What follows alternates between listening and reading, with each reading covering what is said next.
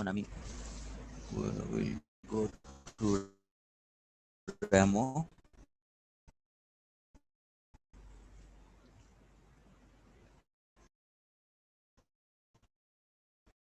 এটা লেখা হয়েছে, 1 মিনিট সময় দিচ্ছি, লিখে ফেলো।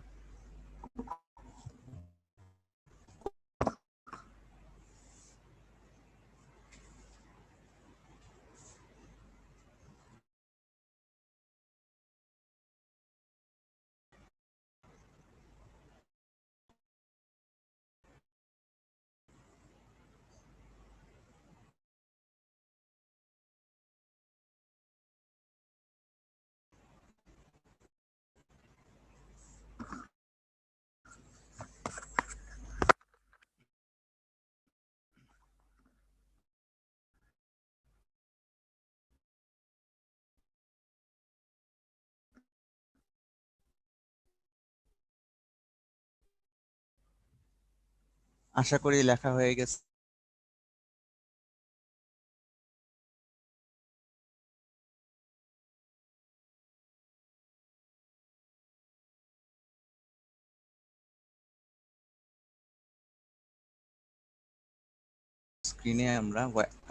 স্ক্রিনে চলে যাই।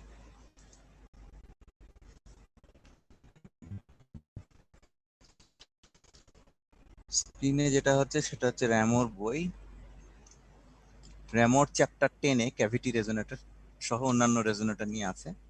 তো সেখানে আমাদের প্রথম যে জায়গাটায় যেতে হবে সেটা হচ্ছে এই যে একটু আগে যে আমরা ছবিটা আঁকলাম ক্যাভিটি রেজোনেটরের, এরকম একটা স্ট্রাকচার এঁকেছি, তাই না? বিভিন্ন ডাইমেনশনস বলছি। তো সেখানে আমরা যেমন ইয়ের ক্ষেত্রে সলিউশন করি, রেক্ট্যাঙ্গুলার ওয়েভগাইডের ক্ষেত্রে সলিউশন করি টিএম, টি, এবং তার মধ্যে বিভিন্ন মোড ছিল, তো এম এর ভ্যালু দিয়ে তোমার একটা সলিউশন আসছিল, ঠিক আছে? তো সেই সলিউশনের মধ্যে এম এর ভ্যালু যদি 1 হয় আর এন এর ভ্যালু যদি 0 হয়, তাহলে that mode is called 1-0 mode. আর ট্রান্সভার্স ইলেকট্রিক যদি হয়, অর্থাৎ ইজেড বলে কিছু, তো এখানে পারফেক্ট কন্ডাক্টর গুলো সব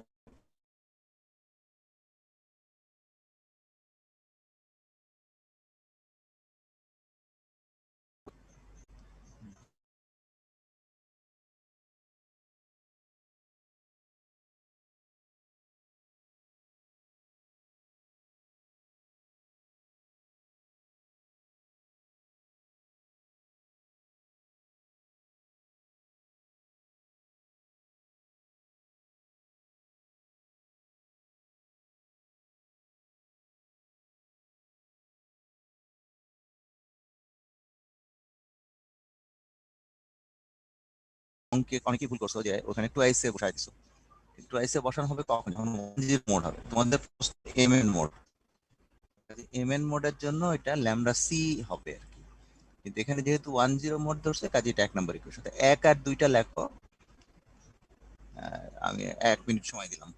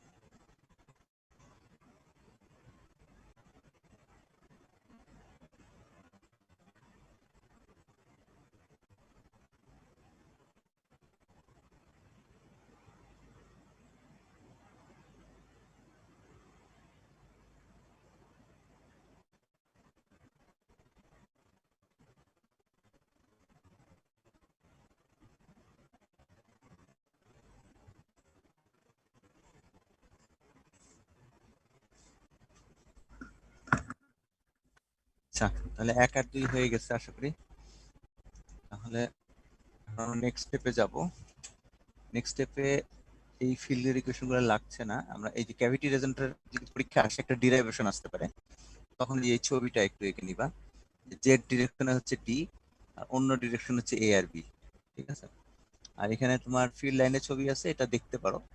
এটা হচ্ছে তোমার সাইড ভিউ, এই সাইড ভিউতে ইলেকট্রিক ফিল্ড লাইনগুলো এরকম, আর ম্যাগনেটিক ফিল্ডগুলো এরকম ডটেড এইভাবে করতেছে। আচ্ছা, তারপরে এটা ডিরাইভেশনের জন্য কিছু স্টেপস আছে।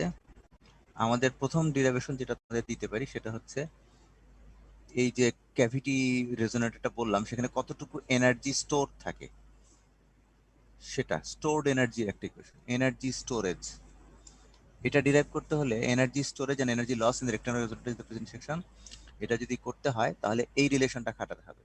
তোমার আসলে যেটা হয়, ওই যে ক্যাভিটির মধ্যে আসলে ইলেকট্রিক এনার্জিও থাকে, ম্যাগনেটিক এনার্জিও থাকে। এখন এই দুটো এনার্জি একটা একটা টোটালটা সেম থাকে সবসময়। আবার কখনো দেখা যায় যে ইলেকট্রিক এনার্জিটা সবচেয়ে ম্যাক্সিমাম থাকছে, তখন ম্যাগনেটিকটা জিরো।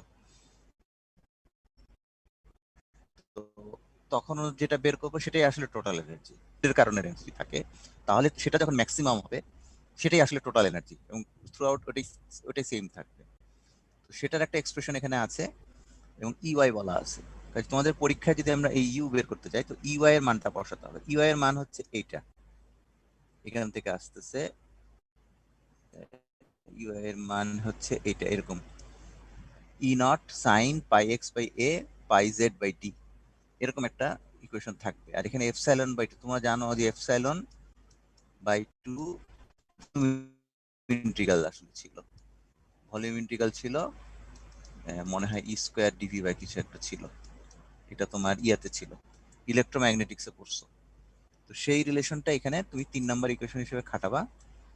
আর ইলেকট্রিক ফিল্ডের ইকুয়েশনটা প্রশ্নে দেওয়া থাকবে, পাস করে আসছি জিনিসটা। এই যে 4-3টা ই, পরীক্ষার প্রশ্নে তোমার এই ক্যাভিটি রেজোনেটর 1-0 মোডের জন্য এই যে ইকুয়েশন গুলা, ইওয়াই কত,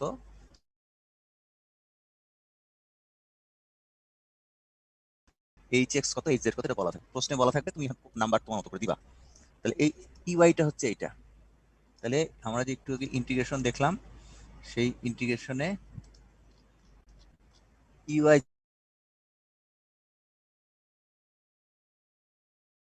যেটা দেখলাম, ইওয়াই মানে ওইটা বসাই দেবো, ওইটা বসালে এটাও আছে। তো ওইটা ইন্টিগ্রেশন করলে কত হয় সেগুলাই ভ্যালুগুলো এখানে ডাইরেক্ট বসাবা, বসালে এটা আসবে। কাজে তোমার প্রথম একটা ডিরাইভেশন থাকতে পারে যে এটা ডিরাইভ করো, স্টোরড এনার্জি। আচ্ছা, দ্বিতীয় আরেকটা ডিরাইভেশন আসতে পারে, সেটা হচ্ছে লস। কতটুকু এনার্জি স্টোর হচ্ছে, আর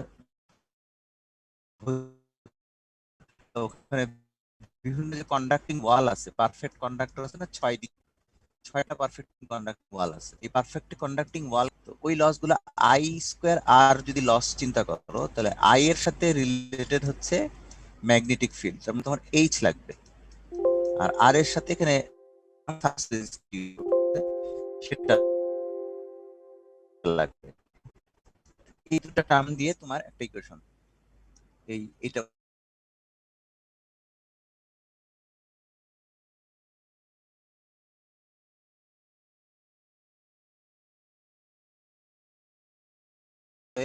এই sorry H Z Y, Y বলে জিরো হয়, এইচ এক্স আর এইচ জেড বলা থাকবে।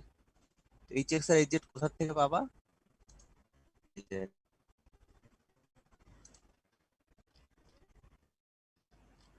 এখান থেকে পাবা এইচ এক্স।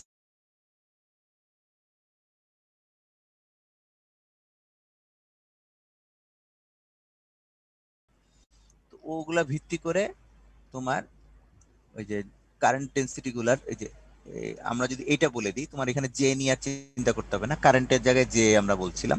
তো জে এর সাথে সাথে ম্যাগনেটিক ফিল্ড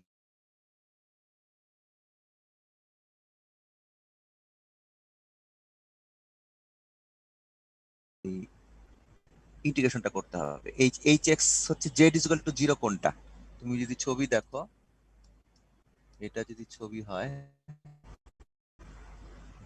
তাহলে জেড ইজ ইকুয়াল টু 0 হচ্ছে এই প্লেনটা, আর z is equal to d হচ্ছে, ডি মানে এখানে দেয় নাই, এইচ এক্স বলছে, তাহলে এইচ এক্স হলো জেড ইজ ইকুয়াল টু 0। এটা এখানেও আছে এখানেও আছে, কাজে দুইটা একই রকম হবে। তো কাজে দুটা একই রকম হওয়াতে 2 দিয়ে গুণ করা হয়েছে, এই জন্য এক্স ডিওয়াই। ঠিক আছে, এইচ এইচ এক্সটা ধরে যেহেতু এটা জেড ইজ ইকুয়াল টু 0, হ্যাঁ, তাহলে ইন্টিগ্রেশনটা হবে এদিক থেকে এদিক এবং এদিক থেকে এদিক, এইভাবে হয়েছে ডিএক্স ডিওয়াই। আচ্ছা, তো এখানে যেহেতু তোমার এইচ এক্স এর যে এক্সপ্রেশন, এইচ এক্স এর যে এক্সপ্রেশন, সেই এক্সপ্রেশনে দেখো তোমার যে এক্সও আছে জেডও আছে, কিন্তু জেড তো তোমার ফিক্সড হয়ে গেছে, জেড ইজ ইকুয়াল টু 0 ধরছো, তাহলে এটা তো আর থাকতেছে না, কস 0 হয়ে যায়, তাহলে সাইন থাকবে খালি। তাহলে সাইন দিয়ে তোমার ইন্টিগ্রেশনটা করতে হবে, সাইন স্কোয়ার সামথিং, সেটা দিয়ে ইন্টিগ্রেশন করলে আলটিমেটলি রেজাল্টটা এটা আসবে। তাহলে এটা হচ্ছে তোমার দ্বিতীয় প্রমাণ, যে ডাব্লিউ এলটা বের করো। তো ডাব্লিউ এল বের করতে হলে তোমার কাজ খুবই সামান্য, তোমার এইচ এর এক্সপ্রেশন গুলো বলে দেওয়া থাকবে, ইভেন ডাব্লিউ এল এর জন্য যে রিলেটেড ইন্টিগ্রেশনের ইয়েগুলো সেটাও বলে দেওয়া থাকবে, তোমাকে খালি ইন্টিগ্রেশনটা করে রেজাল্টটা বের করতে হবে এটি। তাহলে এটা হলো দুটো, দ্বিতীয় ডিরাইভেশন। আর তৃতীয় ডিরাইভেশন হচ্ছে তোমার কিউ বের করতে পারে, ওই ক্যাভিটি রেজোনেটরের কিউ ফ্যাক্টর বের করো। তখন ফর্মুলা হচ্ছে omega naught U by L. তো ইউটা তো বের করলা স্টোরড এনার্জি, ডাব্লিউ এলটা বের করবে লস। এখন ওমেগা নটটা কোথায় পাবা? ওমেগা নটটাও তোমার প্রশ্নে দেওয়া থাকবে এই জায়গাটায়, এফ নট, এফ নটের সাথে টোয়াইস পাই দিয়ে গুণ দিলে ওমেগা নট আসবে। ওটা ধরে তোমার আলটিমেটলি কিউ ফ্যাক্টরের ইকুয়েশন আসবে এরকম। এখন এ বি ডি তিনটা যদি সমান হয় তাহলে ওটাকে আমরা বলবো কিউব, তখন ইকুয়েশনটা আরো সিম্পলিফাই হয়ে যাবে। তাহলে এখানে চারটা ডিরাইভেশন আসতে ইওয়াই বলে দেওয়া থাকবে তোমাকে, আর ক্যাভিটি ছবি এঁকে ডিরাইভেশনটা করতে হবে। আর যদি ডাব্লিউ এল চাই, তোমার এইচ এর এক্সপ্রেশন গুলো দেওয়া থাকবে, আর এই ইকুয়েশনটা দেওয়া থাকবে ডাব্লিউ এল এর ইকুয়েশন, সেখান থেকে তুমি জাস্ট মান বসায় বের করবে। আর কিউ যদি চাই, তোমার ডাব্লিউ এল ও দেওয়া থাকবে, ইউ ও দেওয়া থাকবে, ইউ ডাব্লিউ নট ও দেওয়া থাকবে। এই তিনটার থেকে তুমি কম্বিনেশন করে, কিউ এর ইকুয়েশনটা দেওয়া থাকবে না, ওটা তুমি বুঝে লিখবা, লিখে কিউ ফ্যাক্টরটা বের করবা, অথবা কিউ হলে কিউ সিম্পলিফাই হবে সেটা লিখবা। তো এটা হলো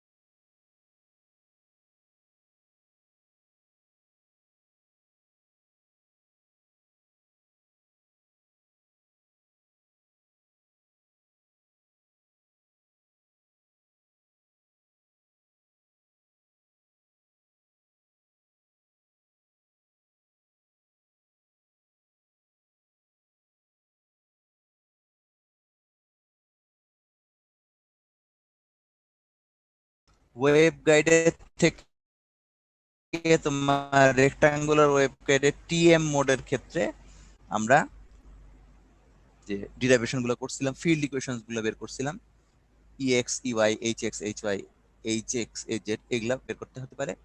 আর ফেজ ভেলোসিটির সাথে কয়েকটা ইকুয়েশন ছিল, যেমন VP V equal to V square ইত্যাদি, ওইগুলো থাকতে পারে। ক্যাভিটি রেজোনেটর আজকে যে দুটো বললাম, এই দুটো থাকতে পারে। আচ্ছা, আর হচ্ছে অ্যান্টেনার ক্ষেত্রে তোমার ইনফিনিটিসিমাল ডাইপোল অ্যান্টেনার ক্ষেত্রে পাওয়ারের ডাব্লিউ আর যেটা, সেটা এবং পির একটা এক্সপ্রেশনটা থাকতে পারে। আর অ্যান্টেনা অ্যারের ক্ষেত্রে অ্যারে ফ্যাক্টরের এক্সপ্রেশন, টু এলিমেন্ট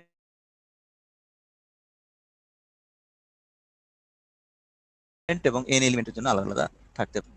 আর প্রবলেমের একটা লিস্ট এখানে দেওয়া হয়েছে, এগুলো প্র্যাকটিস করবা, নট নেসেসারিলি সেম অঙ্কই থাকবে না। তো ট্রান্সমিশন লাইন থেকে অঙ্ক থাকতে পারে, ওয়েব গাইড থেকে অঙ্ক থাকতে পারে, অ্যান্টেনার থেকে মাইক্রোস্ট্রিপের অঙ্ক থাকতে পারে। এটা গেল তো।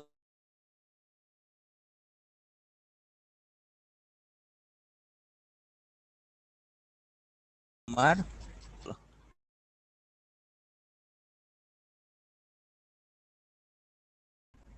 এখানে টপিকস লিস্ট কোনটা ফাইনাল?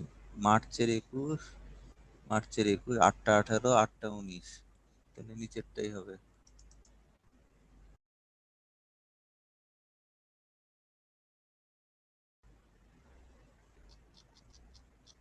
কই এটা তো এটাই, টপিকস লিস্ট কই গেল?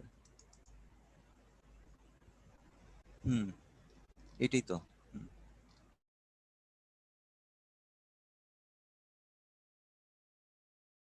টপ বড় কিভাবে করে? ওইটা তো ওয়ার্ড ফাইল আছে। হ্যাঁ, তো এটার মধ্যে তোমার হচ্ছে ইন্ট্রোডাক্টরি যে সমস্ত ডিসকাশন ছিল, micro frequency range, micro applications, attenuation, polarisation, scattering, diffraction, interference, সংজ্ঞা টাইপের। তারপর ট্রান্সমিশন লাইনের মধ্যে ছোট ছোট সংজ্ঞা আছে। Transmission line analogy, standing wave generation, impedance matching, reflection. ABCD matrix কি দিয়েছি এখানে? এখানে কিন্তু এবিসিডি ম্যাট্রিক্সও থাকবে, ঠিক আছে? সিগন্যাল ফ্লো এবিসিডি ম্যাট্রিক্সটা মিস হয়ে গেছে, এটা একটু করবা। আর হলো ওয়েব গাইডের মধ্যে টিএমটি, বিভিন্ন মোড গুলা,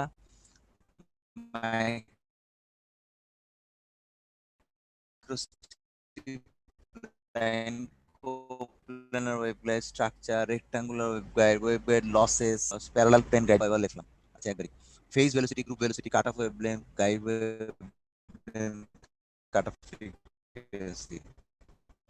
তাহলে উপরের অংশে field, far field, radiation resistance, radiation propagation types of antenna, radiation pattern, band wide, beam wide, gain, directivity, efficiency, lobe, major lobe, minor lobe, side lobe, full fast null band wide, infinitesimal dipole, loop antenna, microstrip patch antenna, infinitesimal dipole antenna, small dipole antenna, microstrip patch antenna, এসব।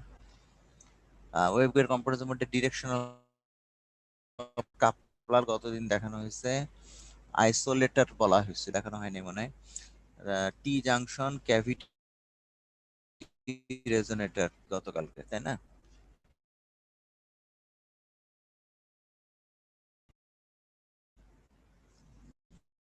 একটা filter দেখাইছি, amplifier দেখাইছি, পাওয়ারটা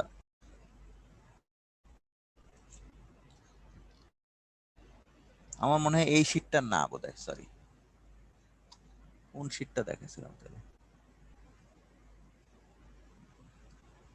derivation problem list, topic list, মার্চের 21 দেখতেছি, ওটাতে একটা পিঠাই সব ছিল। স্যার ইমেজ 2021 যেটা সেটা স্যার পিডিএফ। হ্যাঁ হ্যাঁ হ্যাঁ হ্যাঁ, এটাই স্ক্যান করাটা, থ্যাংক ইউ। আচ্ছা তাহলে আমি একটু আবার রিপিট করছি, আগেরটা ভুল ছিল, আগের টপিকস লিস্টটা ভুল ছিল, কিন্তু ডিরাইভেশন আর প্রবলেমটা ঠিক আছে। তো এখানে হলো micro frequency band, EM wave transmission, application, scattering, diffraction, polarisation, attenuation. Transmission লাইনে যেগুলো যেগুলো বললাম ওগুলা, ওয়েব গাইডের মধ্যে ওগুলা আছে। আর এখানে নেটওয়ার্কটা আলাদা করছিলাম মনে হয়, সেখানে এবিসিডি ম্যাট্রিক্সটা আছে, ভিএনএ আছে, VNA error correction, calibration, signal flow graph rules. অ্যান্টেনার মধ্যে সমস্ত সংজ্ঞা টঙ্গাগুলো আছে। একটু আগে যেগুলো বললাম সেটার সাথে আবার একটু দেখো, এখানে তোমার ফ্রন্ট টু ব্যাক রেশিও আছে, যেটা ওখানে ছিল না। তারপর বিম ওয়াইড, ব্যান্ড ওয়াইড, তারপরে ওয়্যার অ্যান্টেনার বৈশিষ্ট্য, ওয়্যার অ্যান্টেনার types, small loop antenna, microstrip antenna, এগুলোর হচ্ছে বৈশিষ্ট্যগুলা, applications of wire antenna, loop antenna, microstrip antenna, তিনটারই। তারপর antenna array, broadside array, endfire array, Yagi antenna, radiation resistance, effect of distance on energy in infinitesimal dipole, small dipole, features of half wave dipole antenna, antennas for mobile communication system, এটা একটা লাস্টের দিকে ছিল wire অ্যান্টেনার শেষে। Classification of loop antenna, ওই যে small loop, large loop, application of small loop antenna, techniques to increase the radiation resistance of small loop antenna. তারপর components এর মধ্যে ক্যাভিটি রেজোনেটর আজকে দেখালাম, attenuator, T junction, directional coupler, filter, micro amplifier, klystron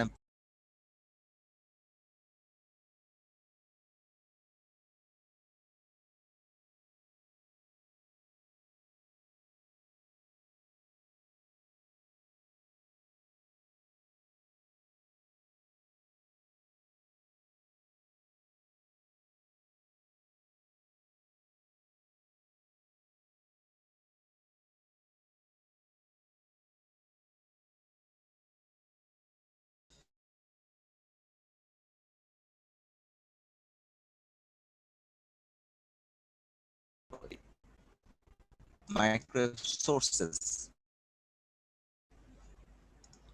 micro sources একটা sheet আছে, এটা মনে হয় তোমাদের এখন আপলোড কোর্স আছে, তাহলে দু ধরনের সোর্স ডিসকাস করতে পারি, solid state source, tube type source. তো এটার একটা শীট দিব, এটা কিছুটা পোজারের বই থেকে থাকবে। তো মাইক্রোওয়েভ ট্রানজিস্টর বলে একটা জিনিস আছে, design to minimise capacitance and transit time. Transit time মানে হচ্ছে মাইক্রোওয়েভ সিগন্যালটা যে সোর্স তৈরি করছো, সেই সোর্সের একটা টার্মিনাল থেকে আরেকটা টার্মিনাল যেতে যে সময়টা লাগে, সেটা ট্রানজিট টাইম বলে আর কি। তো NPN bipolar and N channel FET preferred because free electrons move faster than holes. তাহলে এই মাইক্রোওয়েভ এর ক্ষেত্রে তোমার ইলেকট্রনটাকে বেশি ইউজ, কারণ মাইক্রোওয়েভ ফ্রিকোয়েন্সি বেশি, তো কাজে ইলেকট্রনের আবার মুভমেন্টের ইয়ে ফাস্টার। তো সেই জন্য ফ্রি ইলেকট্রনের মুভমেন্ট এবং তাকে গুরুত্ব দিয়ে ফেট যেগুলো আছে, অর্থাৎ এন চ্যানেল ফেট, সেগুলোকে মাইক্রো ট্রানজিস্টর হিসেবে ইউজ করা যেতে পারে। এবং gallium arsenide has greater electron mobility than silicon. Mobility মানে জানো মিউ বেশি, তো ওই এই সমস্ত কারণে গ্যালিয়াম আর্সেনাইডের উপর গুরুত্ব যাচ্ছে। আচ্ছা, তারপরে হলো গান ডিভাইসেস। তো slab of N type gallium arsenide sometimes call গান diode but has no junctions, এ ধরনের জিনিস ইউজ করা হয়। ঠিক আছে, গান ডায়োড বলতেছে কিন্তু পিএন জাংশন না, এন টাইপ থাকতেছে। It has a negative resistance reason where drift velocity decrease increase velocity. এখানে হচ্ছে যে তোমার যদি এটা যদি তোমার এনার্জি লেভেল হয়, এটা বোধহয় এখানে আঁকা যাবে না, আমাকে ইয়াতে যেতে হবে, অ্যানোটেটে যেতে হবে। এখানে যদি তোমার এনার্জি লেভেল ধরো কন্ডাকশন ব্যান্ড, এখানে মনে করো তোমার ভ্যালেন্স ব্যান্ড, তাহলে ইলেকট্রনগুলো যখন উপরে উঠবে, তো হায়ার এনার্জিতে যদি যায়, তাহলে এখানে আরেকটু উপরে যদি গেল, এই জায়গাতে যে মিউ থাকবে আর এখানে যে মিউ থাকবে, তো মিউটা এটা গ্রেটার দেন এই মিউ প্রাইমের চেয়ে, সরি স্মলার দেন মিউ প্রাইমের চেয়ে হবে। তো মিউ যদি কমে যায়, বলতেছে যে নেগেটিভ রেজিস্ট্যান্স রিজিয়নে দেখা যাবে যে drift velocity decreases with increase voltage. এখন ভেলোসিটি মানে হলো মিউ ইনটু ইলেকট্রিক ফিল্ড, তাহলে ভোল্টেজ বাড়লে ইলেকট্রিক ফিল্ড বাড়বে, কিন্তু মিউ যদি কমে যায় তাহলে ভেলোসিটি কমে যাবে। তাহলে ওইখানে ওই যে সেমিকন্ডাক্টরটা বলতেছি বা ওই যে গ্যালিয়াম আর্সেনাইড বলতেছি সলিড স্টেট ডিভাইস, সেটার মধ্যে এরিয়া ভিত্তিক একটা ব্যবস্থা দেখা যাবে, যে এই এরিয়াতে হয়তো দেখা যাচ্ছে তোমার ভোল্টেজ বাড়াচ্ছ কিন্তু তার সাথে সাথে ভেলোসিটি কমে যাচ্ছে, পাশের এলাকাতে আবার উল্টা এরকম। কারণ এখানে যেটা হয় যে গ্যালিয়াম আর্সেনাইড যেটা, সেটা ডোপিং যেটা করতেছো, গ্যালিয়াম আর্সেনাইড এন টাইপ করতেছো, তার মানে ডোনর ডোপিং। তো ডোনরের কনসেন্ট্রেশন এক জায়গায় বেশি আর এক জায়গায় কম হতে পারে।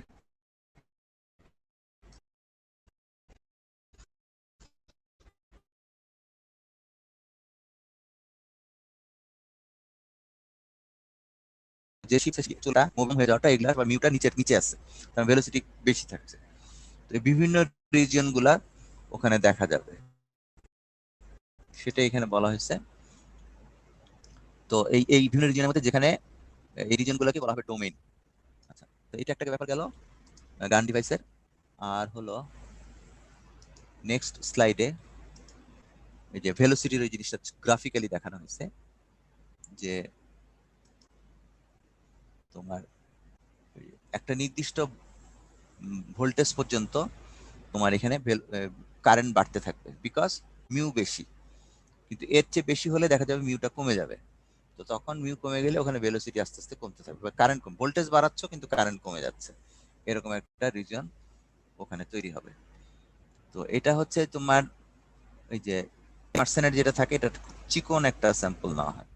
তো চিকন একটা স্যাম্পল আর যদি একটা মোটা স্যাম্পল নাও, দুজনের অ্যাকুরেসি যদি সেম ভোল্টেজ দাও, তাহলে এখানে ভোল্টেজ এই থিকনেসটা যদি ডি হয়, তাহলে ভি বাই ডি হচ্ছে ইলেকট্রিক ফিল্ড, আর এখানে হচ্ছে ভি বাই মনে করো ডি প্রাইম। তাহলে ডি ডি প্রাইমটা তো ডি চেয়ে অনেক বড়, তাহলে ভি বাই ডি প্রাইমটা অনেক ছোট হবে, কিন্তু এখানে ভি বাই ডিটা অনেক বড় হবে। তো কাজে এখানে দেখা যাবে যে অল্প ভোল্টেজেই বেশ বড় ফিল্ড, ইলেকট্রিক ফিল্ড চলে আসতেছে, এরকম হইতে পারে আর। এটা একটা ইম্পর্টেন্ট ফ্যাক্টর এখানে। তারপরের স্লাইডে transit time mode, domains move through the gallium arsenide. এখন একটু আগে যেটা বললাম যে বিভিন্ন জায়গায় ভেলোসিটি বিভিন্ন হবে বিকজ অফ দ্য ডোপিং এর ব্যাপার। তো কাজেই এখানে ধরো একটা ডোমেন তৈরি হলো, যে ডোমেনটা তোমার লো ভেলোসিটির ইলেকট্রন বহন করতেছে, মোবিলিটি কম, কারেন্ট কম হচ্ছে ওই জন্য। তো this domains will move through gallium arsenide till they reach the positive terminal. এদিকে মনে করো পজিটিভ টার্মিনাল আছে, পজিটিভ টার্মিনালে পৌঁছানো পর্যন্ত তারা মুভ করবে আর কি। when domains reaches positive terminal it disappears and a new domain forms, তখন এটা অদৃশ্য হয়ে যায় আর একটা নতুন ডোমেন ফর্ম হবে। তো pulses of current flows when domains disappears, এটা যখন ডিসঅ্যাপিয়ার হয়ে যায় এই ডোমেনটা, তখন এখানে একটা পালস অফ কারেন্ট ফ্লো করে, এবং সেই পালসের যে পিরিয়ডটা, এই যে টিটা, এই theta is depends on the transit time in device.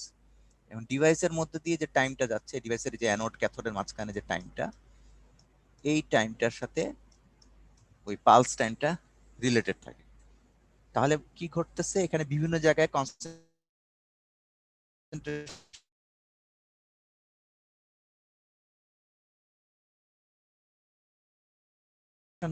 ফলে ডোমেন হচ্ছে চলে যাচ্ছে,